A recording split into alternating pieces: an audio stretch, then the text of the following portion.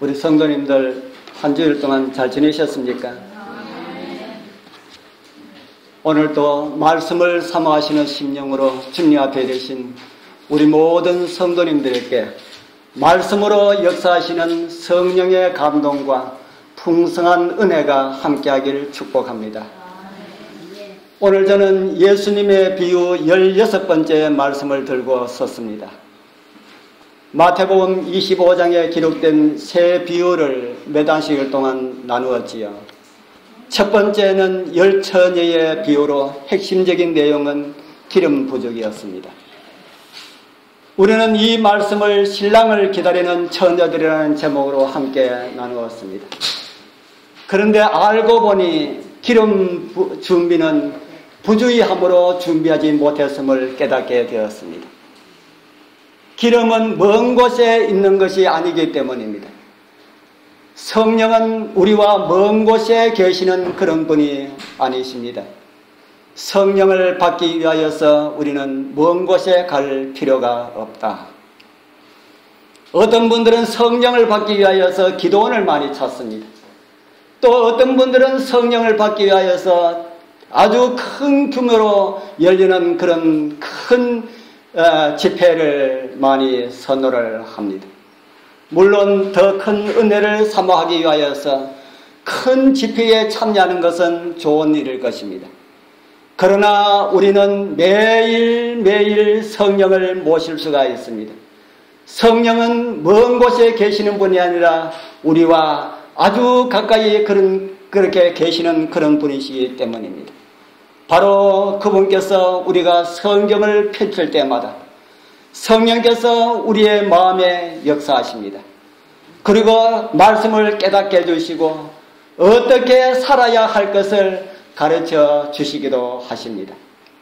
바로 그런 시간이, 말씀을 펼치고 읽는 그런 시간이 기름을 준비하는 시간이라고 저는 말씀을 드렸습니다. 우리 살아가는 성도님들이시여, 앵꼬되면은 문은 닫힌다고 말씀을 드렸지요. 아직 시간이 있을 때에, 기름 부족하다는 신호가 오고 있을 때에 더 열심히 말씀을 읽으심으로 기름 준비하시는 그런 은혜가 우리 모두와 함께하길 소원합니다. 그래서 우리는 다 설계 있는 처녀들로 언제 주님께서 오셔도 등불을 밝게 켜고 주님 맞이할 수 있는 그런 준비가 우리 모두와 함께하길 축복합니다. 그리고 그 다음에는 마태복음 25장의 두 번째의 비유, 달란트의 비유가 나오겠지요. 달란트의 비유는 제가 어떤 제목으로 말씀을 드렸는지 기억이 하실는지 모르겠습니다. 한 주 전의 내용도 기억하기 힘든데 3주 전의 말씀이지요. 기름 활용은 이렇게 하라는 그런 제목으로 말씀을 드렸습니다. 성경을 통해서 기름 체험을 받은 사람들은 자기에게 주어진 재능들을 주를 위해서 사용하려 할 것이라는 그런 말씀을 드렸습니다. 그렇게 할 때에 재능은 어떻게 될 것이라고 들었습니까? 그렇게 될 때에 재능은 불어나게 될 것이다. 오래전에 시골에 집이 있다는 말을 듣고 가격을 물어보니까 가격도 적당하여서 가보았습니다. 근데 밖에서 보니까 잡초가 우거져 있습니다. 집은 아주 좋은 집인데 잡초가 우거져 있습니다. 그래서 안에 들어가 보니까 천장이 다 내려앉고 완전 흉가처럼 그렇게 되었습니다. 그 집에 전에 살던 사람이 집을 옮길 때에 우리가 이제는 이곳을 나가니까 천장 뜯고 가자 하고 그렇게 천장을 다 뜯고 갔을까요? 이 집은 그 집 사전은 아닙니다만은 왜 이렇게 사람이 살지 않으면은 이런 흉가가 될까요? 사람이 일부러 천장을 뜯지 않아도 천장은 무너집니다. 왜 그렇습니까? 여러분 그 이유를 아십니까? 저는 그 이유를 모릅니다. 예? 사람이 안 사니까. 예. 그것이 이유입니다. 저도 그 이유는 아는데 그 외에 다른 이유는 모릅니다. 아무리 좋은 집이라 할지라도 사람이 살지 않으면은 무엇이 된다는 겁니까? 흉가가 된다. 아무리 좋은 재능을 가지고 있어도 활용하지 않으면은 줄어들게 된다는 사실을 흉가는 우리에게 가르쳐주고 있습니다. 그리고 우리의 마음에 성령을 모시지 않으면은 우리의 마음의 집도 곧 무너지게 되고 사탄이 가하는 흉가로 변하게 될 것입니다. 우리 성도님들 말씀으로 역사하시는 성령님을 날마다 모시고 살아가게 되길 축복합니다. 그리고 주님께서 사용하지 않고 땅속에 묻어둔 사람이 가지고 있는 그것을 빼앗아서 어떻게 했다 그랬습니까? 5 달란트 가진 자에게 주라는 말씀을 우리에게 가르쳐주고 있습니다. 우리 사랑하는 성도님들이시여, 우리가 가지고 있는 재능들을 교회를 위하여서 많이 사용해 주시기를 바랍니다. 그렇게 함으로 우리들의 신앙이 더 크게 성장함을 입고 주님 주신 기름을 잘 활용하였다는 그런 칭찬을 우리 주님께서 오실 때에 들으시게 될 것입니다. 이제 마태복음 25장에 나오는 세 번째 비유는 양과 염소에 대한 비유입니다. 이 비유도 기름과 달란트와 어떤 관계가 있을까? 두 비유를 살펴보니까 다 관련이 있었습니다. 양과 염소의 비유도 어떤 관계가 있는 것처럼 그렇게 느껴지지 않습니까? 앞에 있는 두 비유와 깊은 그런 관련이 있는 그런 비유입니다. 달란트의 비유를 통해서 우리에게 뭐대로 주셨다고 성경은 말씀을 했습니까? 우리의 뭐대로 주셨다 그럽니까? 우리의 재능대로 주셨다. 그런데 공통적으로 나타나는 게 있습니다. 재능대로 다 각기 주셨지만은 공통적으로 주어지는 것이 있다. 다르게 말씀을 드린다면은 기름 체험을 입은 사람들, 달란트의 은혜를 받은 사람들은 어떤 일을 하여야 하는가라는 것이 양과 염소의 내용입니다.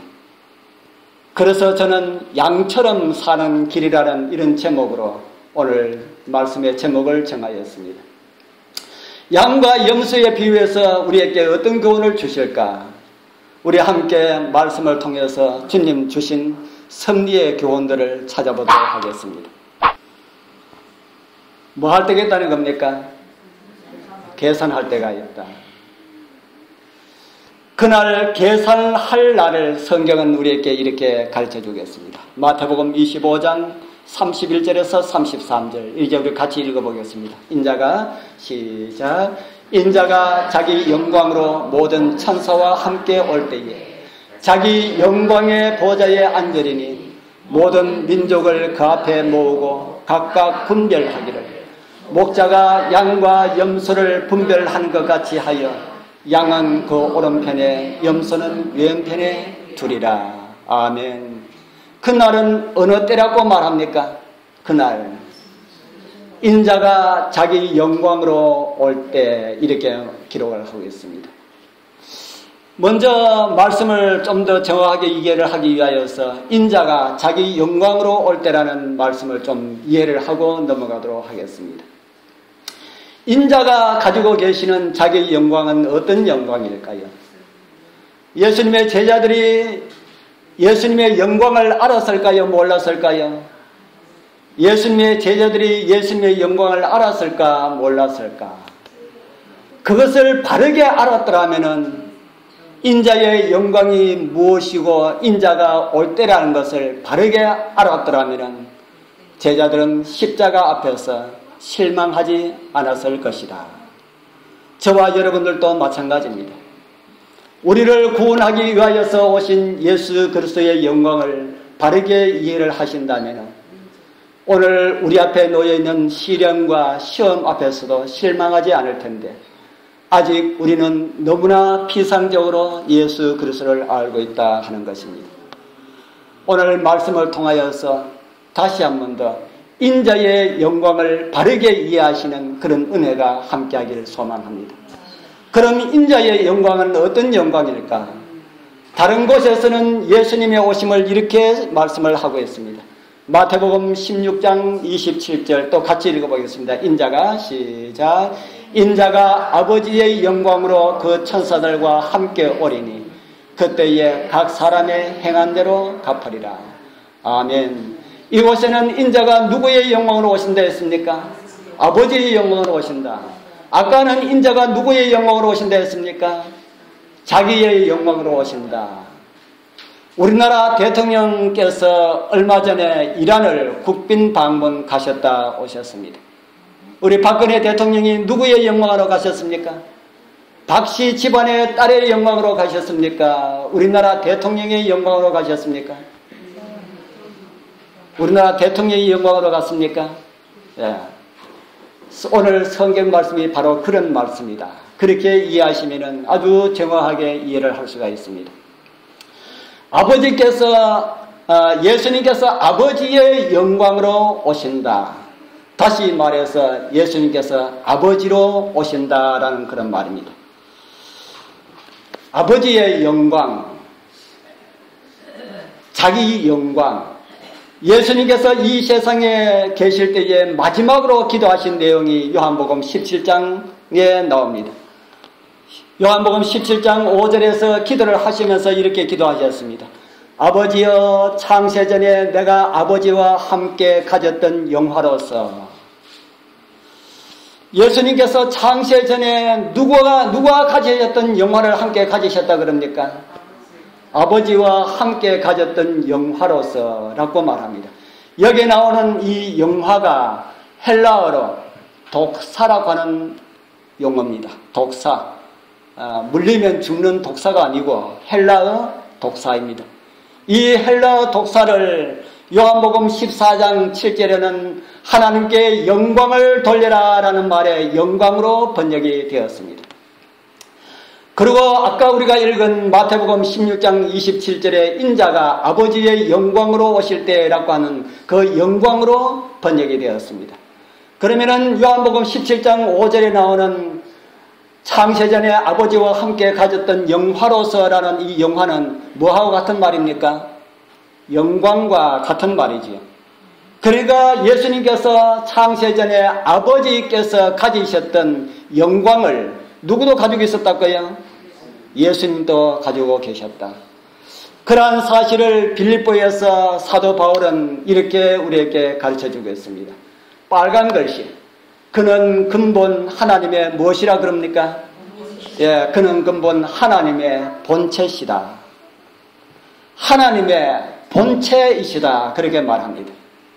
우리 아랫집에 아이들이 있습니다. 이름이 누군지 아십니까? 우리 아랫집에 있는 아이들 이름이 누군지 아십니까? 예, 한 놈은 기웅이고 한 놈은 주비입니다. 예, 어떻게 우리 성도님들 잘 아십니까? 우리 그 기웅이와 주비는 누구의 형상입니까? 그 아이들 누구의 형상입니까? 아버지와 엄마의 형상이지요. 형상이라고 말한 것은 닮은 것 그 이상을 의미합니다. 그들이 얼굴만 닮은 것이 아니라 뭐까지 닮았습니까? 아이들 보면은 나타나는 하는 행세까지, 행세라 그러면 좀 잘못된 표현일지 모르지만 하는 모습까지 닮았다. 예수님의 본체, 예수님의 하나님의 형상, 예수님의 그 하나님의 본체라는 말이 그런 의미가 있습니다. 하나님의 형상, 그 본체는 어떤 분입니까? 하나님의 형상과 하나님의 그 본체는 아버지입니까? 아들입니까? 아니면 성령이십니까? 하나님의 형상은 아버지가 형상입니까? 아들이 형상입니까? 성령이 형상이십니까? 아까 조금 전에 기웅이와 주비의 형상이 누구냐고 하니까 누구라 그랬습니까? 아빠와 엄마라 그러지 않습니까? 우리 아버지의 본체의 형상은 아버지와 아들과 성령이십니다. 그 말씀 어디 있습니까? 오늘 제가 삼위일체에 대해서 잠깐만 좀 말씀을 좀 드리겠습니다. 마태복음 28장 19절에 같이 읽어보겠습니다. 깊이 말씀을 생각하시면서요. 말씀을 읽을 때는 자세히 읽어라 그러지 않습니까? 그래서 우리가 자세하게, 그러므로 시작. 그러므로 너희는 가서 모든 족속으로 제자를 삼아 아버지와 아들과 성령의 이름으로 침례를 주고. 아멘. 주님께서 하늘로 승천하시기 직전에 주신 말씀입니다. 그런데 어떻게 이 말씀이 아버지의 본체의 형상의 분들이라고 그렇게 할 수가 있을까? 성경을 자세히 읽어보면은 너희는 가서 모든 족속으로 제자를 삼아 아버지의 아들과 성령의 이름으로 침례를 주고. 아버지와 아들과 성령의 이름으로 침례를 주고. 몇 분 나옵니까? 몇 분 나옵니까? 예, 크게 이야기하십시오. 틀려도 괜찮습니까? 3분 나옵니다. 3분 나오는데 이름은 몇 개가 나옵니까? 이름은 몇 개가 나옵니까? 아버지와 아들과 성령의 이름으로 침례를 주고 하는데 이름은 몇 개라고 합니까? 이름이 3개라면은 어떻게 해야 됩니까? 아버지와 아들과 성령의 이름들로 침례를 주고 이렇게 해야 됩니다. 그런데 어떻게 이야기해요? 아버지와 아들과 성령의 이름으로 침례를 주고 이름을 단수로 우리에게 기록을 해주겠습니다. 왜 그렇습니까? 왜 그렇습니까? 아버지와 아들과 성령의 이름은 몇이라는 겁니까? 성령의 이름은 하나다 하는 겁니다. 본질은 3분인데 자존하신 분은 3분인데 그들 이름은 어떻다고요? 이름은 하나다. 아버지의 이름이 뭡니까? 성경이 말하는 아버지의 이름이 뭡니까? 아버지의 이름, 성경이 말하는 우리의 하늘 아버지의 이름이 뭡니까? 여호와. 너무 쉬우니까 대답하기가 힘들죠. 제가 묻는 거는 항상 쉬운 것만 질문하기 때문에 쉽게 생각하시고 대답하시면 맞는 대답입니다. 아들의 이름은 무엇입니까? 너무 쉽게 또 생각하다 보니까 틀렸습니다. 아들의 이름은 예수지요. 예수. 아들의 이름은 예수이신데 여호와란 이름도 맞습니다. 그 예수님이 사람 되어 오시기 전에 이름이 누구였다고요? 여호와시였다. 아들 이름은 예수지만은 그 예수님이 사람 되어 이 땅에 오시기 전에 이름이 여호와시였다. 성령의 이름은 누굽니까? 성령의 이름은 무엇입니까? 성령의 이름은 무엇일까? 성령의 이름은 무엇입니까? 성경에 안 나옵니까? 찾아보면 나옵니다. 성령의 이름도 여호와입니다. 오늘 삼위일체를 길게 하려고 하지 않기 때문에 제가 성경제를 제가 올려드리지 못하였습니다. 다음에 성령에 대해서 함께 할 수 있는 그런 시간이 되면 아마 저녁 시간에 아마 좀 더 상세하게 말씀을 드릴 수가 있을 것입니다. 성령의 이름도 여호와이시다.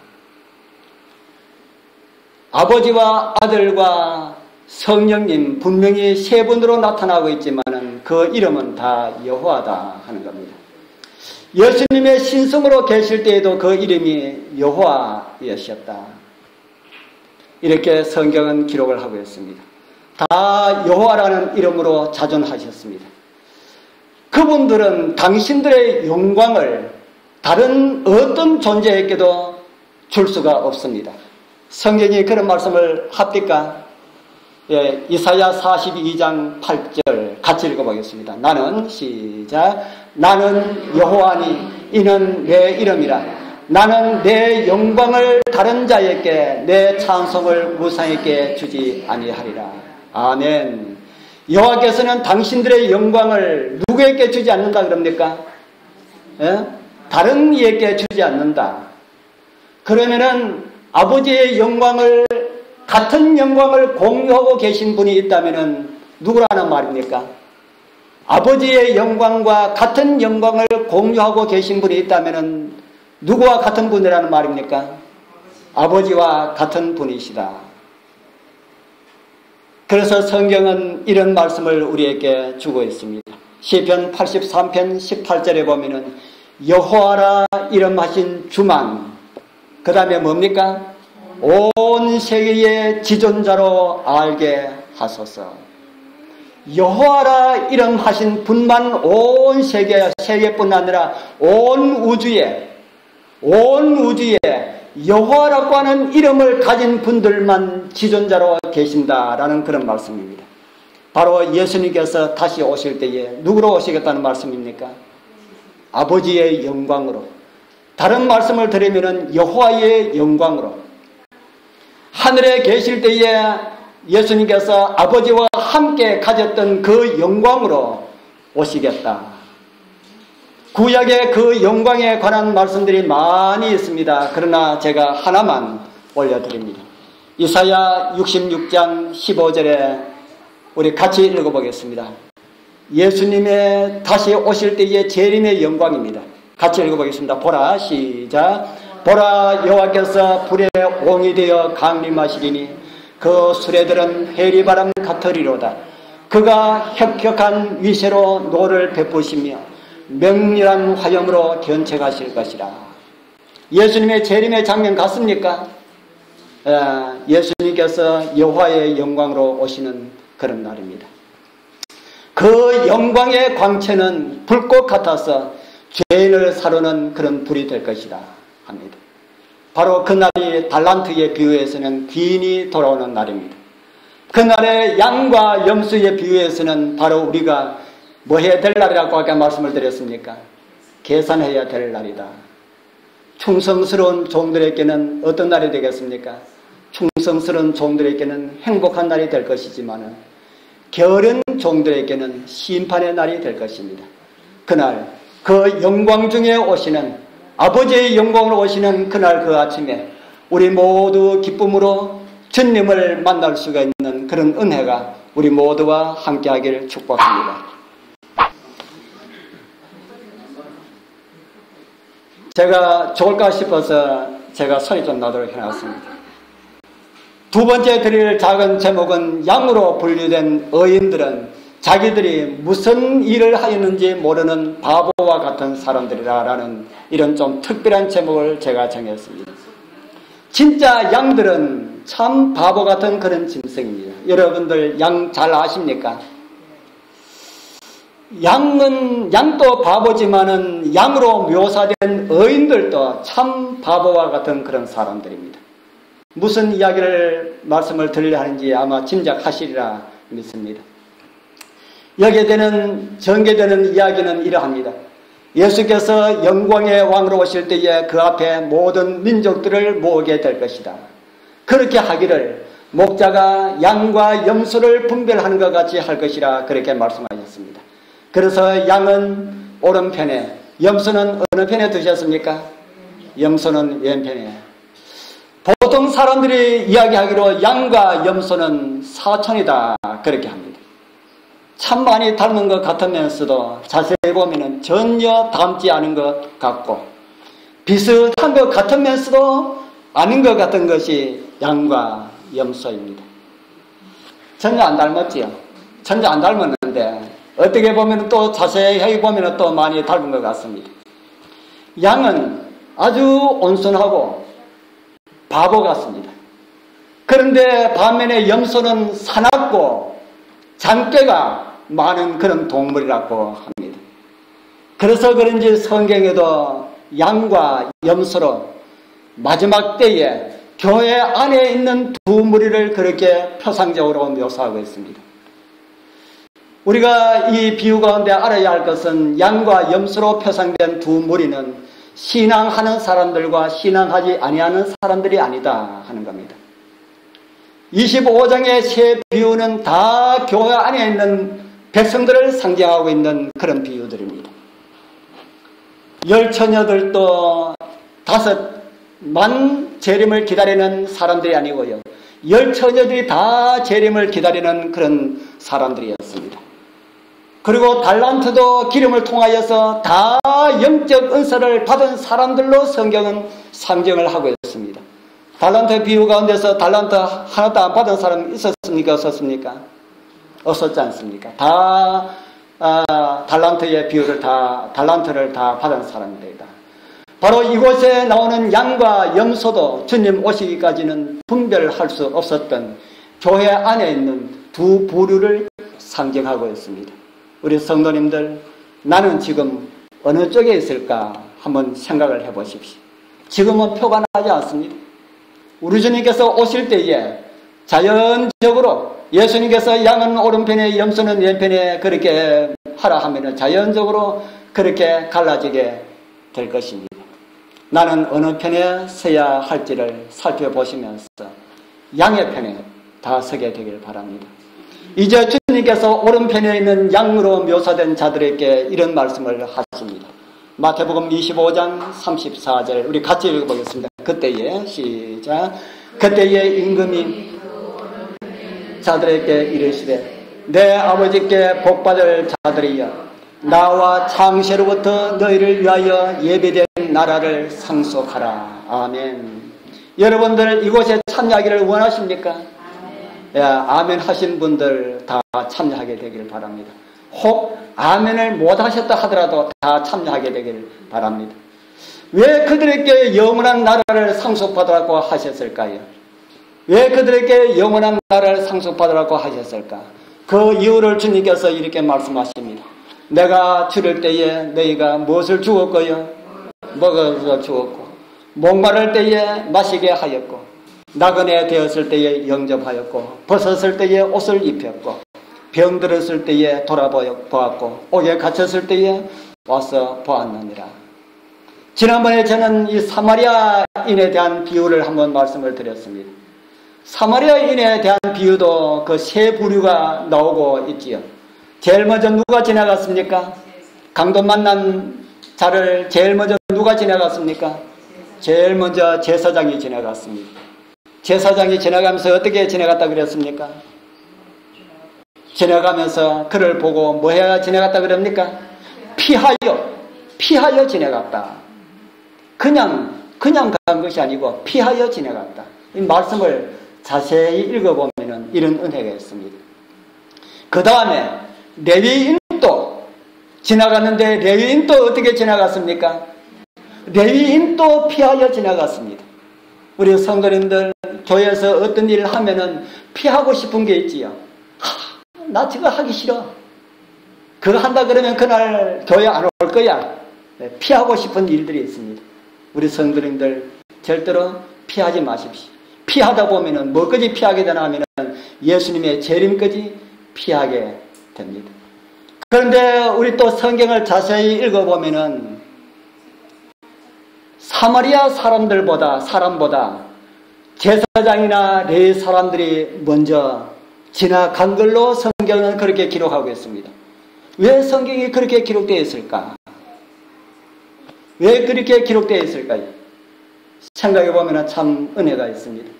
말씀에 불순종하면서 살았지만은 그래도 어렵고 힘든 사람들, 도움을 필요로 한 사람들을 도와줄 수가 있는 시간을 누구에게 먼저 주셨다는 겁니까? 누구에게 먼저 주셨어요? 제사장들과 레위인들에게 먼저 주셨다. 오늘날로 말하면 교회 안에 있는 하나님 백성들에게 먼저 주셨다 하는 겁니다. 무엇을 할 수 있는 기회를 주셨습니까? 도와줄 수 있는 그런 기회를 주셨다. 그래도 하나님께서는 당신의 성전을 위해 일하는 사람들을 불쌍히 여기사 일할 수 있는 그런 기회를, 다른 말로 하면 예수님을 닮을 수 있는 이런 기회들을 많이 주신다는 이런 사실에 감사하게 되길 바랍니다. 아이고, 나는 그런 기회 나에게 안 왔으면 좋겠다. 우리는 그렇게 생각해도 하나님께서는 우리를 불쌍히 여기사 그런 기회를 우리에게 주십니다. 억지로라도 하면은 유익이 된다는 사실을 하면은 느끼게 될 것입니다. 그렇게 먼저 주어졌지만은 제사장이나 레위인들은 다 지나쳐 피하여 갔습니다. 그런데 이곳에 양으로 표상된 사람들에게 이렇게 선언을 하지요. 그때의 임금이 내가 줄일 때에 너희가 먹을 것을 주었고 이렇게 쭉 말씀을 하지 않습니까? 양들은 제사장들과 레위인들과 같은 사람들이 아니라 누구와 같은 사람들이라는 말입니까? 선한 사마리아인의 비유에서 양들은 제사장에 속한 사람들입니까? 레위인에 속한 사람입니까? 선한 사마리아와 같은 사람들입니까? 사마리아와 같은 사람들이다. 바로 그런 사람들이 주님 오시는 날 칭찬을 듣게 될 것이고 상급을 받게 될 것이다. 그렇게 성경은 말을 하고 있습니다. 우리 사랑하는 성도님들, 우리의 도움이 필요한 자들을 도와주시는 그런 은혜가 우리 모두와 함께하기를 소원합니다. 그래서 주님 오시는 그날 양의 무리에 참여하는 그런 은총이 우리 모두와 함께하기를 축복합니다. 그리고 다음으로는 염소로 표상된 자들에게 이런 선언을 하시지요.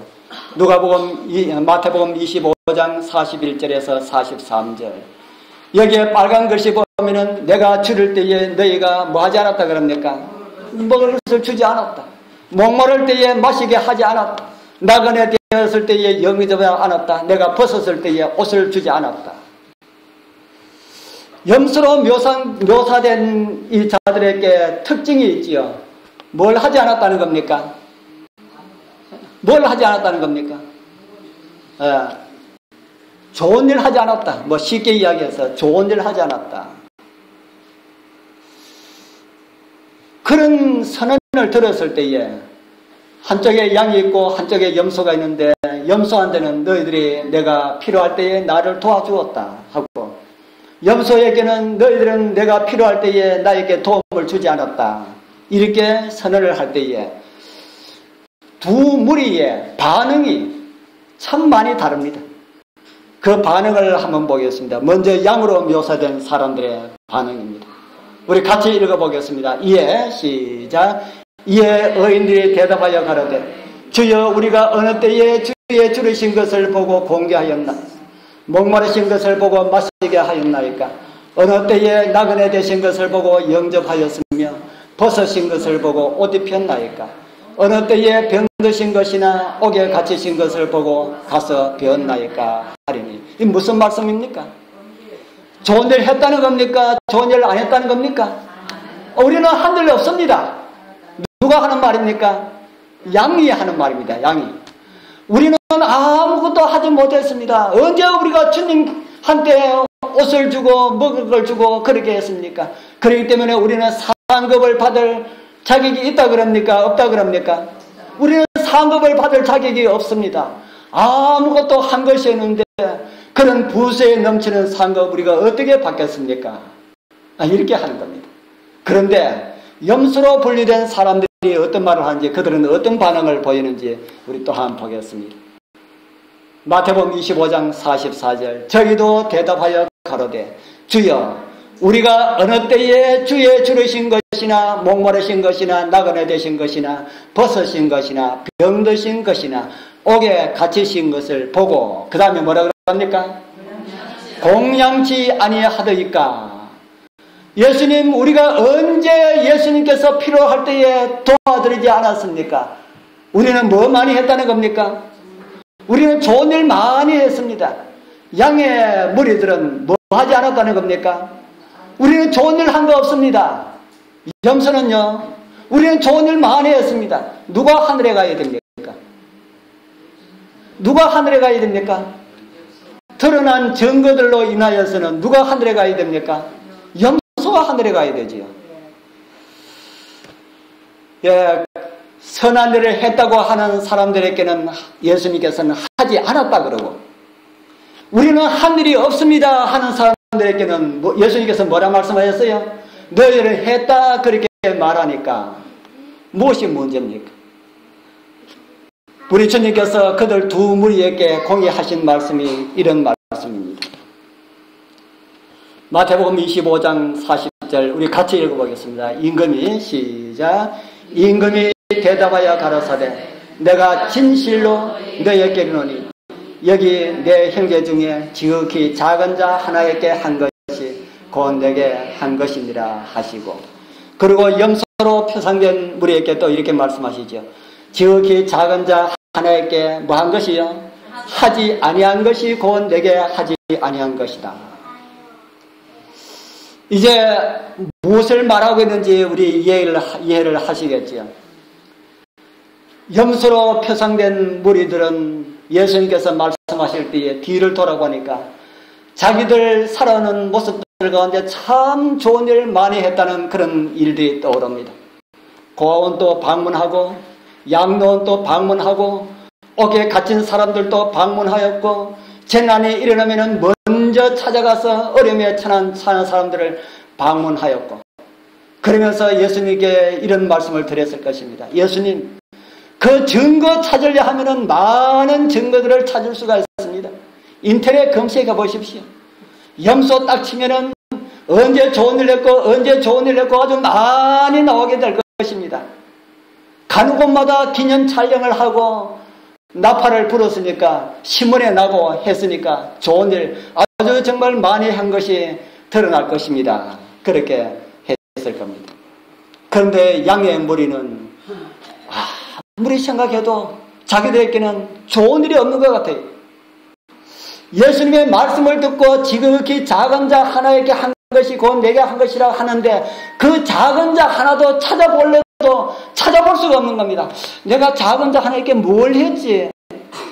아무리 찾아도 찾아볼 수가 없는데 예수님께서는 뭐라고 말씀하셨습니까? 너희들이 했다. 그렇게 말한 겁니다. 왜 그런 일이 있을까? 이제 제가 아주 사소한 좋은 일을 하는 동영상 하나를 보여드리겠습니다.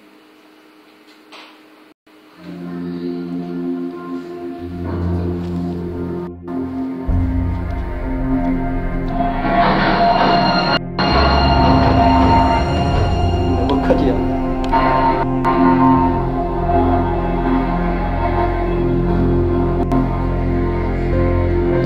햇볕은 너무 뜨겁습니다. 왜 이렇게 쩔뚝쩔뚝 하면서 걸어갈까요? 옆에서 한 아이가 보고 있습니다.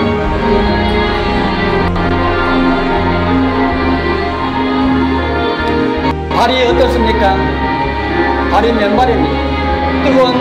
뜨거운 햇빛에 바닥이 달아있는데 그렇게 못 걸었던 겁니다.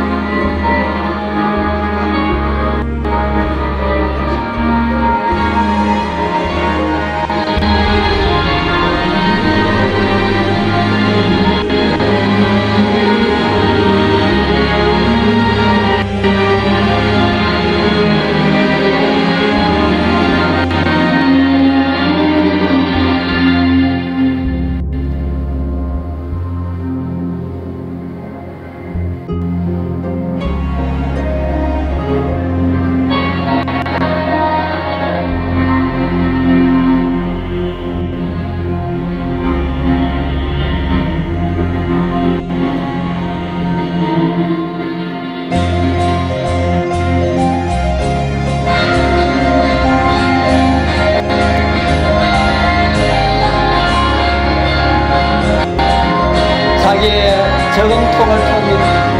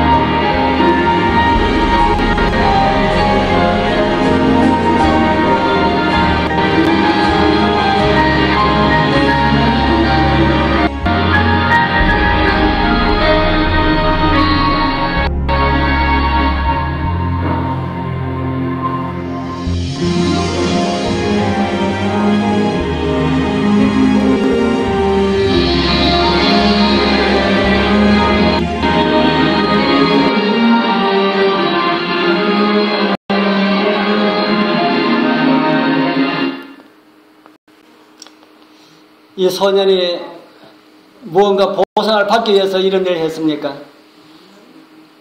자기 마음에서 우러나는 그런 마음으로 했습니다. 아마 염소로 묘사된 사람들은 표가 나는 큰 일을 기억하고 그것을 했던 사람들일 겁니다. 그러나 양으로 묘사된 사람들은 자기 눈앞에 일어난 그런 아주 자기의 돌봄과 필요를 느끼는 그런 사람들을 도와준 그런 사람들입니다. 그렇기 때문에 그들은 생각하려도 생각할 수가 없었던 것입니다. 우리 사랑하는 성도님들이시여, 좋은 일을 하시더라도 누가 알아주는 그런 큰 일을 하려고 생각하지 말기를 바랍니다. 그런 일들은 할 사람이 많이 있습니다. 그런 좋은 일, 선한 일보다는 이웃에게 도움이 필요한 그런 사람들에게 도와주는 그런 작은 일, 보잘것없는 그런 일이라도 꼭 필요한 사람들에게 펼치는 예수님의 손길이 다 되길 바랍니다. 우리는 마태복음에 나오는 양과 염소의 비유를 자세히 살펴보면 또 하나 중요한 내용을 찾아볼 수가 있습니다. 양으로 묘사된 무리를 향하여서는 의인이라고 칭찬하면서 염소로 묘사된 무리를 향하여서는 악인이다, 죄인이다, 이런 말씀이 없다는 겁니다. 멸망을 선고하시는 말씀에서도 그런 표현을 쓰지 않았습니다. 또 왼편에는 자들에게 이르시되 저주를 받은 자들아 나를 떠나 마귀와 그 사자들을 위하여 예비된 영영한 불에 들어가라. 누구를 위한 불에 들어가라 합니까? 마귀와 그 사자를 위하여서 예비된 불에 들어가라. 그렇게 말씀을 하고 있습니다. 염소로 표상된 이름뿐인 그리스도인들도 그곳에 들어가게 될 것임을 성경은 우리에게 가르쳐주고 있습니다. 마지막까지 주님께서는 이런 말씀을 하십니다. 저희는 영벌에, 의인들은 영생에 들어가리라. 의인들은 영생에 들어가고 악인들은 영벌에 들어가리라 하지 아니하고 저희는 이렇게 말씀을 하고 있습니다. 우리 사랑하는 성도님들이시여, 악인이라고 심판을 받는 것이 아니다 하는 겁니다. 악인이 아니라도 뭐에 속하지 아니하면 심판을 받는 겁니까? 나쁜 짓 하나도 한 것이 없어도 뭐 하지 못하면은요, 양의 무리에 서지 못하면은 그렇게 된다 하는 겁니다. 영적 보상이나 현세적 어떤 복을 바라보면서 좋은 일을 하려는 이런 사람들, 그 마음은 예수님을 닮을 수 있는 그런 특권을 잃어버리기 때문에 염소로 그들은 특징 지어졌다 하는 겁니다. 오늘 말씀하신 것처럼 오른손이 하는 것을 왼손이 모르게 하라는 그런 말씀처럼 순수하게 도움이 필요한 내 이웃의 작은 자들에게 손을 펼치는 주님의 손들이 되길 소망합니다. 그것이 기름을 준비하는 사람들의 모습입니다. 그것이 달란트를 받은 사람들이 살아가는 그런 모습입니다. 그것이 바로 바보 예수님을 닮은 바보 같은 양들이 살아가는 그런 모습입니다. 주님 정말 바보시죠. 저는 어떻게 예수님에 대한 생각을 할 때마다 예수님처럼 바보가 없다는 생각이 듭니다. 아담과 하와가 죄를 범하였을 때에 싹 쓸어버리고 새로 창조하면은 며칠 만에 창조해요? 지구를 며칠 만에 창조했습니까? 6일 만에 창조했잖아요. 뭐 하루 만에 창조할 수 있지만은 하나님께서 그렇게 하지 않고 6일 동안 창조하셨는데 죄인들을 구원하기 위하여서 당신이 십자가를 지시면서 지금 몇 년째 재창조 작업하고 계십니까? 지금 몇 천 년째 하고 있습니까? 6,000년이나 걸리는 그 긴 세월을 거치면서 구속을 이루시는 우리 예수님 정말 바보가 아닙니까? 우리는 양들은 그런 바보 주님을 닮은 그런 양들입니다. 손해가 되어도 손해된 줄 모르고 이용당하는 것인 줄 알면서도 당해주고 우리 주님께서 그렇게 살아셨기 때문에 우리도 그렇게 살아갈 수밖에 없다. 그것을 우리 기쁨으로 여기고 그렇게 살아간다 하는 것입니다.